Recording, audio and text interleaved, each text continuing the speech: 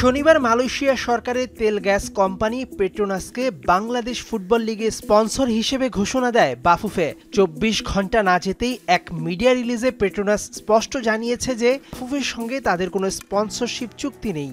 তাদের নাম ব্যবহারের কোনো অনুমতিও তারা দেয়নি। লিগ শুরুর ২ মাস পর স্পন্সরের নাম ঘোষণার পরও বাফুফের এমন ভুলের দায় কার?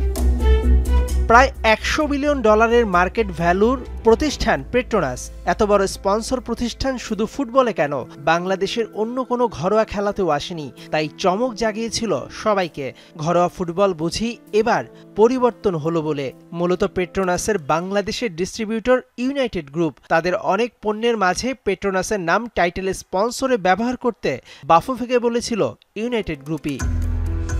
অবশ্য সোমবার বিকেলেই বাফুফে বিএফএল এর টাইটেল স্পন্সরের জায়গায় পেট্রোনাসের নাম মুছে দিয়ে ইউনাইটেড হেলথ কেয়ারের নাম সংযুক্ত করেছে। লোগো নকলের সমালোচনার মাঝে এই ঘটনা নিশ্চিতভাবেই কিছুটা হলেও বাফুফেকে ইমেজ সংকটে ফেলল। মেহেদী নাইম, যমুনা স্পোর্টস, ঢাকা।